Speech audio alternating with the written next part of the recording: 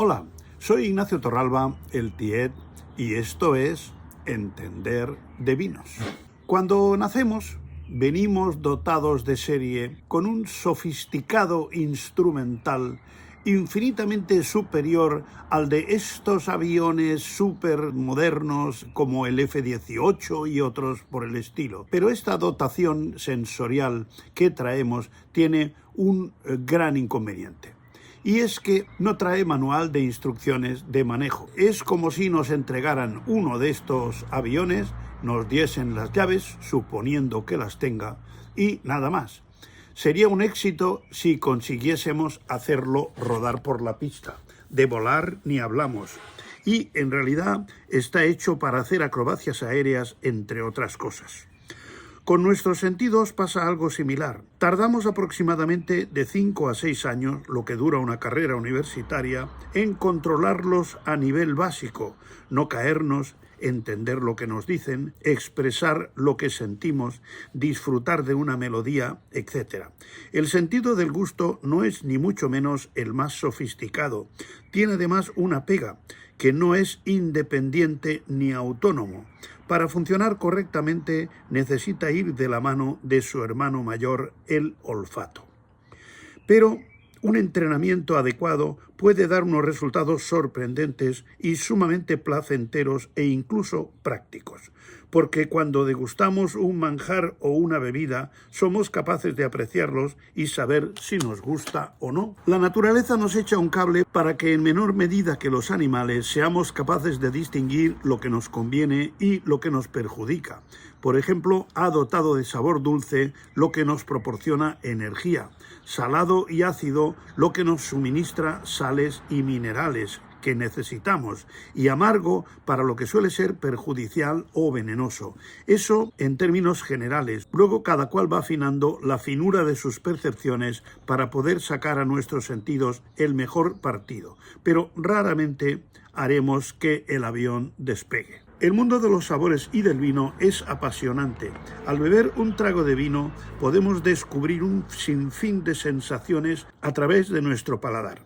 Si al tomar un trago de vino lo único que se nos ocurre decir es que sabe a vino, ya es algo, pero es muy poco, te queda mucho por aprender.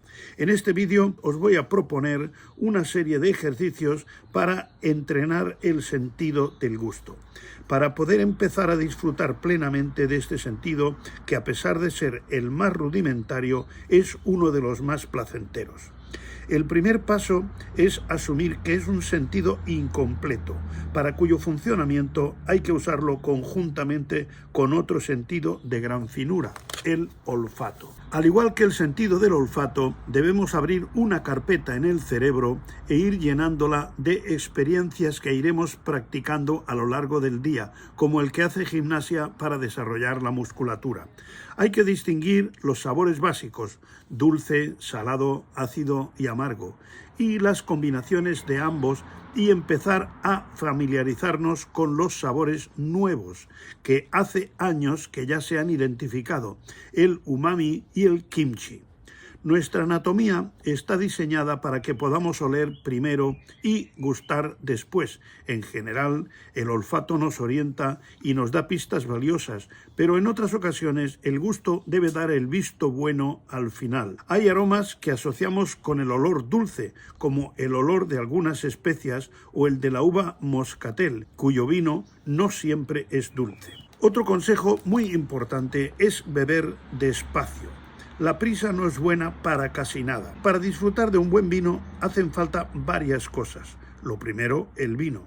Y lo segundo, el momento. Luego ya una buena compañía y una buena copa y una buena comida. Después de olerlo detenidamente, primero en copa quieta y luego girada para airearlo y que se exprese. Hay que tomar un sorbo, pero no un sorbo cualquiera, ni de pájaro ni de los que llenan la boca. Yo suelo decir que el equivalente a una cucharada sopera.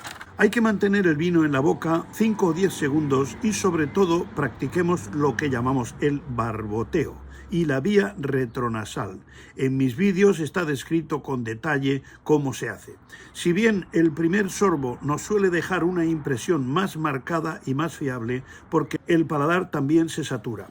En un segundo sorbo, dejando pasar algo de tiempo entre ambos, notaremos sensaciones diferentes, porque el vino, a medida que pasa el tiempo, también se va abriendo y se va expresando mejor. El tercer consejo es: cierra los ojos. Así como los sentidos de la vista, el oído y el tacto son de fácil evocación, es fácil recordar y casi visualizar una cara con los ojos cerrados, o recordar una melodía o incluso tararearla o imaginarse el tacto suave o rugoso. Los sentidos del gusto y del olfato son de difícil evocación. No es tan fácil comunicar a los demás las sensaciones olfativas y gustativas como describir a los demás una cara, un paisaje o una melodía. De ahí la dificultad de ser un buen catador, que debe saber convertir en palabras las sensaciones que produce un vino.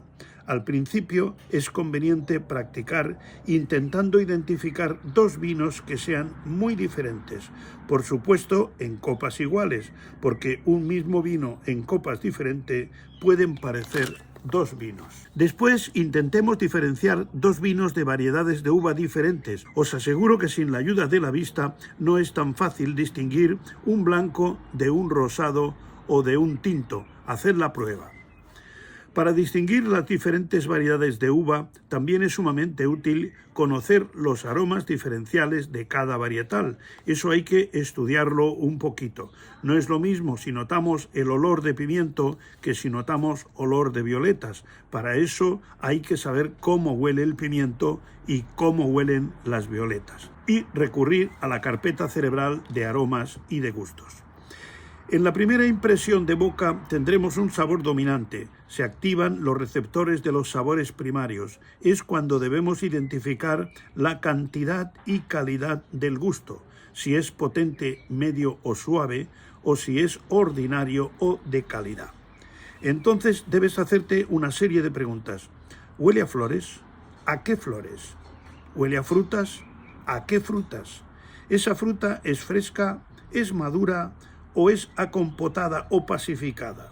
¿Los aromas son primarios o tienen cierta evolución?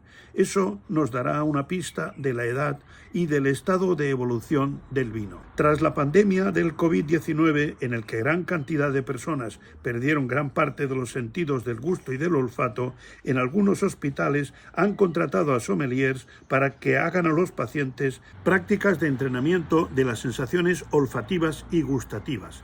Se ha descrito clínicamente que la pérdida del olfato y el gusto suelen ir de la mano, lo que es completamente normal, porque el gusto es un sentido dependiente de su hermano mayor, el olfato. Es muy interesante poder reconocer fácilmente aromas y sabores que damos por conocidos, pero que, probados a ciegas, nos pueden dar sorpresas, como el olor a limón, que tiene dos aromas y sabores diferentes, el de la piel y el del zumo. Las hierbas aromáticas más conocidas, tomillo, romero, lavanda, etc. Así como el café, canela, anís, ajo, cebolla, pimiento. Es recomendable no hacer la prueba con más de 4 elementos, sin acercarlos a la nariz o masticándolos por separado. La cebolla, el ajo y el picante tienen un poder de saturación mayor por las sensaciones táctiles que producen el sabor picante. Los fumadores lo tienen algo más difícil porque la saturación de los componentes del tabaco, tanto las personas que han dejado de fumar como las que han dejado de comer con sal, suelen manifestar que notan mucho más el sabor de los alimentos. Los enjuagues bucales tipo Listerine no son convenientes cuando se van a hacer ejercicios de degustación porque la boca queda impregnada de dicho producto. La pérdida del sentido del olfato o anosmia y la disminución o pérdida del sentido del gusto, hipogeusia o ageusia, implican posibles situaciones de peligro, como el caso de una fuga de gas o un alimento que esté en mal estado, pero también de inseguridad por no poder oler el propio olor corporal. Las personas invidentes tienen hiperdesarrollados otros sentidos, hasta el punto de reconocer a las personas por su olor o por su voz. En cierta ocasión, siendo yo presidente de los comerciantes de la Rambla de Barcelona, hicimos ramblista de honor al presidente de la ONCE, la Organización de los Ciegos, y su parlamento de agradecimiento de la distinción nos hizo la siguiente propuesta. Cierren los ojos y cójanse del brazo de un amigo y paseen por la Rambla. Aunque no sepan dónde están, el olor de las flores les dirán que están en la Rambla de las Flores, con sus paradas. Cuando pasan por el mercado de la Boquería, el olor de las frutas y los pescados les resultarán tan elocuentes como las vistas. A la altura de los kioscos de prensa, el olor del papel, de la tinta impresa, lo irán notando a medida que lo ejerciten. En la cata de vinos, los sabores tienen una secuencia, porque la respuesta de los receptores de los diferentes sabores no es instantánea, sino que unos sabores se perciben con más rapidez que otros. Repasemos los diferentes sabores. El sabor ácido compite con el dulce en rapidez y, según cual sea el dominante, aparece antes. En los blancos y rosados el ácido es más marcado, mientras que en los tintos su presencia es más discreta. En todos los casos aporta frescura, se detecta porque nos produce salivación en los laterales de la lengua y en la parte posterior. Esta saliva se mezcla con el vino y sus enzimas también participan en el sabor. La uva es el componente fundamental del vino y es una fruta que en estado de madurez es sumamente dulce. La mayoría de los azúcares se convierten en alcohol durante la fermentación, pero hasta los vinos secos tienen restos de azúcares no fermentables, como la arabinosa, que es una pentosa. El sabor salado se activa también con la presencia de la saliva y en general tiene que ver con las sales minerales, por lo que en el mundo de la cata siempre se suele hablar de ellos con el concepto de mineralidad. Tiene mucho que ver con la composición del suelo de la viña. El sabor amargo es un sabor que está relacionado con la astringencia de los taninos, aunque hay uvas blancas como la verdejo fácilmente identificables por un deje amargoso en final de boca. En general, cuando la uva ha madurado bien, varía la calidad del sabor amargo, mientras que el tanino verde del raspón es desagradable. Los taninos maduros se refieren como sedosos y dulces, es un amargo amable como el del café. Y el sabor umami es una palabra de origen japonés que significa sabroso, el sabor del glutamato, y forma parte de las salsas de pescado fermentado como el garum en la antigua Roma. Es el sabor que se identificó a principios del siglo XX por el científico Kikunae Ikeda, profesor de la Universidad de Tokio, que fue quien lo diferenció de los 4 sabores básicos y lo denominó umami. Es un sabor sutil, pero de gusto prolongado como el amargo. Produce salivación.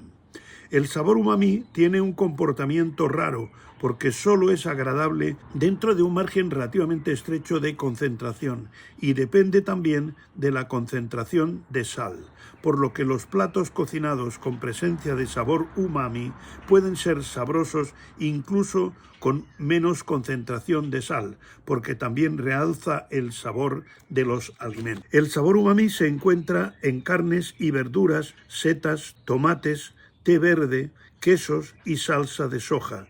El primer encuentro de los humanos con el sabor umami es al probar la leche materna, que tiene casi tanto sabor umami como las salsas que contienen glutamato. Los olorosos y los amontillados de Jerez tienen presencia de sabor umami. A diferencia de los 4 sabores básicos, el umami se percibe en todas las papilas gustativas de la lengua, sea cual sea su ubicación. El sabor kimchi procede de la cocina coreana y tiene su origen en la verdura fermentada. En coreano, kimchi significa fermentado, que es su forma de conservar las verduras de primavera para el otoño y el invierno. Se conoce en las 2 Coreas desde hace milenios. De la presencia equilibrada de todos estos sabores depende el equilibrio y armonía de un alimento o bebida. Además de los 6 sabores básicos, también existen las llamadas sensaciones gustativas, que son claramente diferenciables: picante, agrio, balsámico, astringente, rancio, yodado, ahumado, metálico y jabonoso. Pero este sería otro tema que no cabe en este vídeo, porque todo esto también es entender de vinos. Hasta otra.